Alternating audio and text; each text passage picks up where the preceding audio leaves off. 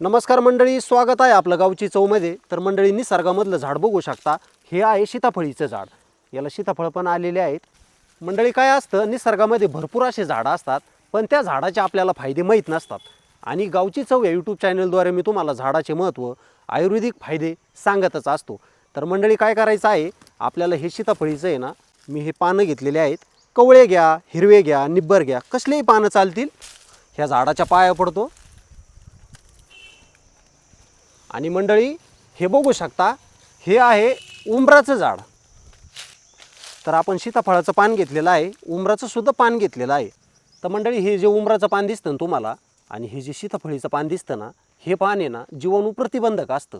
म्हणजे ह्या पानामध्ये जीवाणू मारण्याची ताकद असते. म्हणजे निसर्गाने आपल्याला सगळे उपाय दिलेले आहेत, ते फक्त आपण उपाय करायलाच पाहिजे. मंडळी, आजकाल आहे ना भरपूर लहान मुलं असतील, वयस्कर माणसं असतील, त्यांना आहे ना दातदुखीचा आणि दाढदुखीचा प्रचंड असा आहे ना त्रास होत असतो. जर कोणाचा दात दुखत असेल, दातामध्ये किडा असेल, हा जर तुम्ही उपाय केला तर तुमचं एका दिवसामध्ये दातदुखी आणि दाढदुखी दूर होणार आहे आणि दातातील कीड मुळात सगळं नष्ट होणार आहे. तो उपाय खूप सोपा असणार आहे.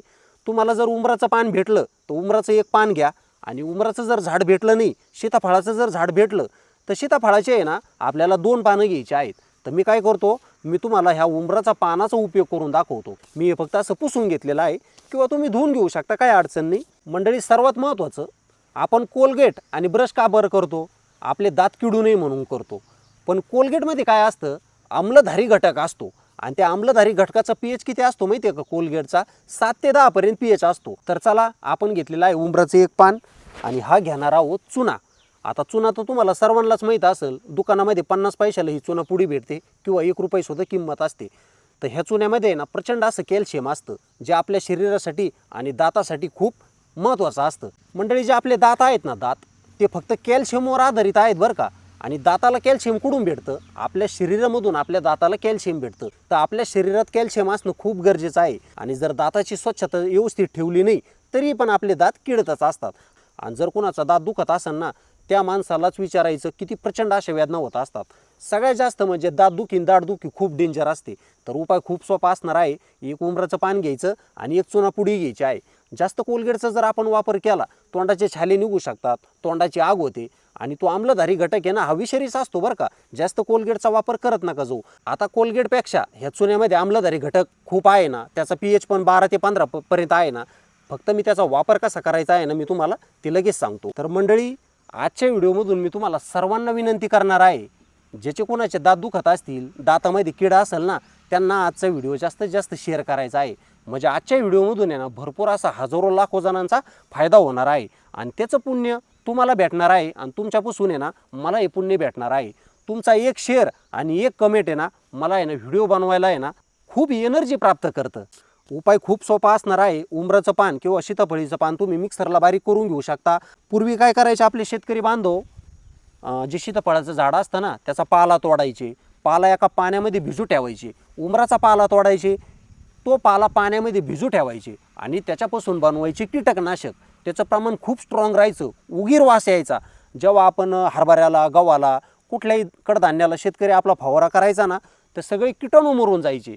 आता काय होत आहे, आपण रासायनिक दुकानामध्ये जातो, भरपूर असे घातक केमिकल घेऊन येतो आणि आपल्या शेतीमध्ये त्याची फवारणी करतो. मग काय होतं, पिकासाठी सुद्धा हानिकारक होतं, आणि आपल्या शरीराला तर आहे ना त्याच्यापेक्षाही बेकार हानिकारक होतं. पूर्वीचे लोक ह्या उंबराचा आणि सीताफळीच्या पानाचा हाच फायदा करायचे. पूर्वी दुकानं नव्हते औषधाचे, तर याचं औषध बनवायचे. निसर्गामध्ये जेवढे झाडं आहेत ना, कडुलिंबाचं झाड असू द्या, कडीपत्त्याचं झाड असू द्या, त्याचे आपल्या शरीरासाठी लाख मोलाचे फायदे असतात, पण ते आपल्याला माहीत नसतात. तर चला मंडळी, आता मी हे पान आहे ना बारीक असं तुकडे करून घेतो, आणि आपल्याला खलबत्त्यामध्ये चांगलं ठिसून घ्यायचं आहे. आपल्याला पान आहे ना इतकं काय बारीक करून घ्यायचं आहे ना. मंडळी, पूर्वी दवाखाने नसायचे बरं का. पूर्वी आयुर्वेदिक वैद्य असायचे.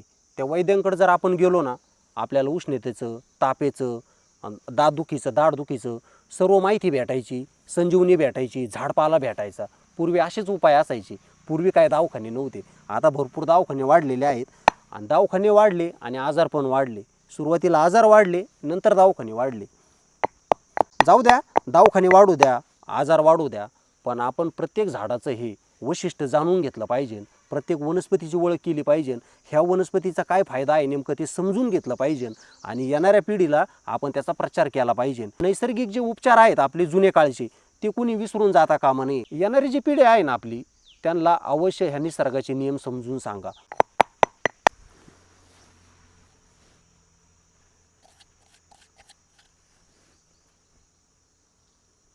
आपल्याला याची गुळी बनवायची आहे. आता अशी गुळी बनवायची आहे. आपल्याला चुना याच्यामध्ये नेमकं किती टाकायचं आहे हे बघू शकता. ज्वारी, बाजरी, हरभरा ह्या साईजचा आपल्याला चुना घ्यायचा आहे. हे बघा एवढा चुना आहे ना, खूप होईल. बघू शकता आपल्याला चुना किती घ्यायचा आहे. ज्वारी, बाजरी, गहू ह्या साईजचा आपल्याला चुना घ्यायचा आहे. पण डिपेंड्स याच्यावर आहे. आपली समजा जर गुळी मोठी असेल ना तर तुम्ही हरभरा एवढा सुद्धा चुना घेऊ शकता, पण चुन्याचा वापर तुम्ही कमी करा. चुन्यामध्ये कॅल्शियम असतो आणि आम्लधारी घटक हा जास्त असतो. तर मी आता गुळी मोठी बनवलेली आहे ना, त्याच्यामुळं चुनासुद्धा मोठाच घेतलेला आहे. आता याला एकत्र मस्त करून घ्यायचं आहे. आपल्याला चुना आणि उंबराचं पान छान असं एकत्र करायचं आहे, मिक्स करायचं आहे आपल्याला. जेवढी तुमची गुळी आहे ना तेवढा चुन्याचा वापर करा, पण चुना जास्त घेऊच नका. चुन्याचा pH जास्त असतो, तोंडाची कातडी निघायची भीती असते, त्याच्यामुळे चुन्याचा वापर तुम्ही अगदी कमी करा. आणि आता ही मोठी गुळी बनवत आहे मी, याच्या 2 ते 3 गोळ्या सुद्धा होऊ शकतात. बघू शकता 1, 2 आणि 3. त्याच्यामुळे मी तुम्हाला व्यवस्थित प्रमाण सांगितलेलं आहे. आता एका पानाच्या मी 3 गोळ्या करणार आहे. हे बघा, ह्या 3 गोळ्या करणार आहे एका पानाच्या. त्याच्यामुळे तुम्ही काय करा, एका गुळीसाठी ना चुन्याची साईज आहे ना फक्त ज्वारी किंवा बाजरी एवढीच घ्या. ज्वारीचा मणी किंवा बाजरीचा मणी असतो ना तेवढा चुना घ्या. आता मी पान मोठं घेतलं होतं, याच्या 3 गोळ्या होणार आहेत ना. मी 2 गोळ्याचं पान आहे ना साईडला काढून ठेवतो आणि याची छान गुळी बनवून घेतो. तर बघू शकताय मी चांगली अशी गोल गुळी बनवून घेतलेली आहे. हे बघा, अशी गोल गुळी बनवलेली आहे. उंबराचं पान मोठं असतं. सीताफळाचं जर तुम्ही एक पान घेतलं ना, त्या एका पानामध्ये एकच गुळी तयार होते. पण उंबराचं पान मोठं असल्यामुळे एका पानामध्ये 3 गोळ्या तयार होतात. मंडळी, जर आपण ही पान आणि चुन्याची गुळी आपल्या दातावर जर ठेवली तर नेमकं काय बदल होणार आहे. चुन्यामध्ये कॅल्शियम असतं आणि चुना हा उष्ण असतो. जर एखादी जखम वगैरे झाली, आपल्याला गुडघा दुखत असेल, मणके दुखत असतील, तर आपण विटकर घेतो, तवा घेतो आणि त्या गरमेने शेकतो. तर त्या गरम शेकाने ना आपल्या तिथल्या नसा मोकळ्या होतात. तर चुना आहे ना हाच फायदा करणार आहे आपला चुना. आणि डायरेक्ट जी दातातील कीड असेल ना, ती कीड ह्या चुन्यामुळं आणि या पानामुळं डायरेक्ट मरून जाणार आहे. तर बघू शकता मी याचा वापर करून दाखवतो तुम्हाला. बरोबर 2 दाताच्या मध्ये जर कीड असेल तर तिथं ठेवा. उभ्या दातावर जर कीड असेल त्या उभ्या दातावर धरायचा आहे. आणि एखाद्याचा दात मधूनच पोखरलेला असतो, साईडने त्याला छिद्र असतं, पण तुम्ही ही गुळी दाताच्या वरती धरायची आहे. आता बघू शकता.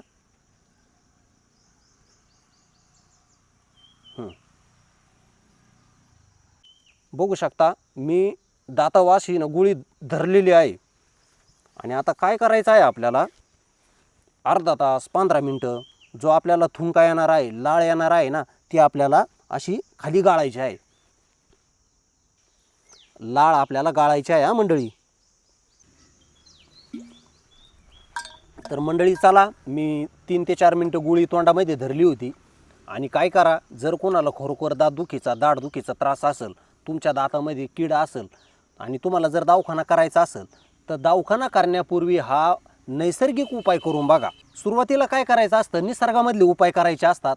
आणि जर ते कंट्रोलमध्ये नाही झाले, त्याचा जर व्यवस्थित रिझल्ट नाही आला, मग तुम्ही तुमचा मार्ग शोधू शकता. पण आजचा व्हिडिओ भरपूर जणांना शेअर करायचा आहे, त्यांचा भरपूर असा फायदा होणारच आहे. मंडळी, ह्या जागेवरती बसून तुम्हाला भाग्यश्रीने एक उपाय सांगितला होता, उंबराचं पान आणि कापूर. पण आता ह्यावेळेस काय करायचं आहे, उंबराचं पान आणि त्याच्यामध्ये चुना टाकायचा आहे. सीताफळाचं जर पान घेतलं तर त्याच्यापेक्षाही उलटं छान, त्याचा एक रिझल्ट छान येणार आहे. सीताफळीचं झाड शहरामध्ये भरपूर ठिकाणी तुम्हाला कुठेही आढळलंच. ते सीताफळीचं एक पान घ्या आणि नित्यनेमाने सीताफळाचं एक पान आणि थोडासा चुना याचा वापर करा आणि आपल्या दातातील कीड कायमची संपवा. सीताफळीचं पान घ्या किंवा उंबराचं पान घ्या आणि याचा वापर करून आपल्या दातातील कीड मुळापासून संपवा. तर चला मंडळी, तुम्हाला आजचा जर व्हिडिओ आवडला असेल, व्हिडिओला लाईक करा, आपला व्हिडिओ जास्तीत जास्त शेअर करा. आणि तुम्ही जर आपलं गावची चव यूट्यूब चॅनल अजूनपर्यंत जर सबस्क्राईब केलं नसेल तर आठवणीने सबस्क्राईब करा. आणि मंडळी, भरपूर ताई आणि दादांच्या कमेंट अशा येतात, दादा आम्हाला तुमचा प्रत्येक व्हिडिओ आम्हाला दिसत नाही. काय असतं, बेल आयकन प्रेस करा, म्हणजे मी जो व्हिडिओ अपलोड करतो ना तो प्रत्येक व्हिडिओ तुमच्यापर्यंत पोहोच होईल आणि तुम्हाला प्रत्येक व्हिडिओची अपडेट ही वारंवार येत राहील. तर चला मंडळी, आजची माहिती तुम्हाला कशी वाटली ती नक्की कमेंटद्वारे कळवा आणि हा कुणी उपाय केलेला आहे ते सुद्धा आम्हाला कमेंटद्वारे नक्की कळवा. तर चला, मी इथंच थांबतो आणि रजा घेतो. तोपर्यंत मंडळी, धन्यवाद.